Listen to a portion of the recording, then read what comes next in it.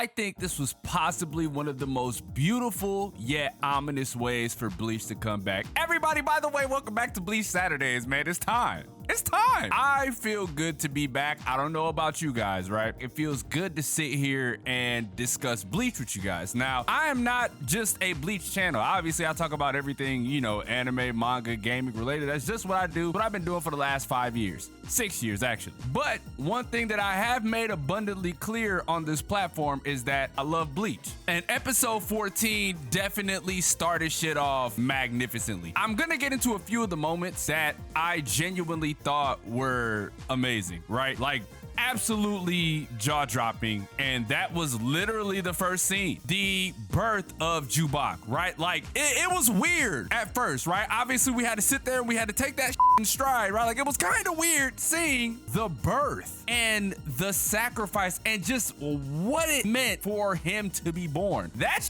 was insane, because I'm like, I didn't know what was going on at first. I'm like, dude, what the is all this moving around? And I'm like, oh, a baby is being born. Oh, the lives of millions of, I'm obviously exaggerating the living shit out of this, but like the lives of millions of Quincy's and the hopes and dreams of millions of Quincy's are all resting on Jubak's shoulders, and everybody who knows about him knows what this is, right? Like, knows what this is a reference to. It was ominous as hell, right? Like, one of those things that you gotta take in stride and you're just like, Jesus Christ, okay, I see what they're doing here. That was dope, right? I really liked that moment, and I know everybody's gonna ask me, hey man, aren't you happy about the Bambietta scene? You gotta be happy about it. That scene meant jack shit to me, right? Like, I know everybody has their Bambietta fetish. I think Bambietta's a bad bitch too. One of the baddest in all of Bleach, right? And that's saying a lot, knowing all of the Bleach female designs, right? Like, just females in general, that's saying a lot, but she one of them. That scene don't do nothing for me, right? Like, it means nothing to me. Another one of the iconic moments was the conversation between Ichibei and Ichigo. That whole scenario and just how beautifully it was animated too. That shit was super tight. Asking Ichigo, are you ready to become more than a Soul Reaper, right? Like, you can feel it in the conversation. This is something that you don't really get to feel when you read manga. That's why I'm glad that Kubo is not only overseeing this, but like, you know, he's adding new things, because the more that these characters are fleshed out and the inflections behind the words, the more like monumental the moment is, right? Like, I genuinely thought that that was a fantastic conversation between those two, but not better than the conversation between Jubak and Uryu, right? Like, that shit felt great. Like, in specific though, the graveyard section definitely was one of the most beautifully animated portions of this fucking entire episode, right? They really picked and choose the spots that they decided to, you know, implement like their will, right? Like, impose their will with the fucking pen, bro. That shit was beautifully orchestrated just to show the duality of despair and hope. I thought that that was genius on their part. What this whole successor situation caused was a separation, right? The dispute between Baz B and Ugram was really dope as well too, right? I like how animated it was. I know that's weird to say because it is an anime, but like, I love how animated it was, right? Like, it didn't seem like a lot to you guys. Like, maybe it didn't seem like a lot, but just to see it in this light, I freaked the fuck out, right? I freaked the fuck out. And then one of the coolest moments in the entire anime, right, was dead ass the end, right? It's the invasion on the Serete. It's not only just due to the invasion, but it was the monologue by Orihime in her cheerful, lovely voice, right? Like, just hearing her talk about, oh, how I wish things could stay like this. It's so peaceful. It's so cool. Yada, yada, yada. Just as all of that is going on, right, as she's talking, the fucking Serete gets frozen over, bro, and the invasion is complete, and you feel the dread, right?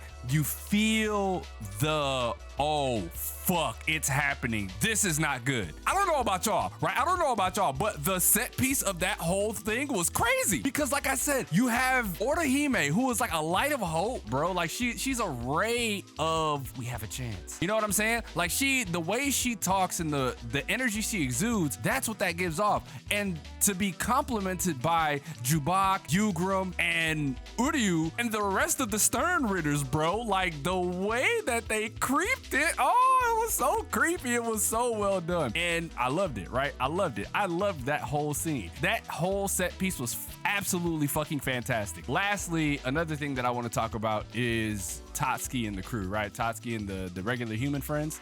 I always call them that. I've been calling them that since like early on. For Shunsui to show up and, you know, give them soul tickets. Every time I see soul tickets, I can't be helped but reminded of like Bleach Brave Souls. Like letting them know the importance of them, right? Like the importance of Ichigo's friends. And letting them know, like, look, man, some things is about to go down. And if they go down the way that it could possibly go down, bro, Ichigo not gonna be able to come back home. He gonna have to stay in the Soul Society because it'll be too much power and it'll fuck up everything that's going on in the world of the living. I genuinely like that moment because you could feel the dread, right? Like you could feel the overwhelming emotion over the friend, especially Tatsuki. Tatsuki being like Ichigo's homie since they was kids. It's one of those things that nailed her really hard as well. But to compensate, right, they were giving the soul tickets, like just in case they can never see Ichigo again in the world of the living, doesn't mean that they can't come to the Soul Society just to see the homie, right? Like that was really dope. But it also lets you know just the amount of faith that Shunsui has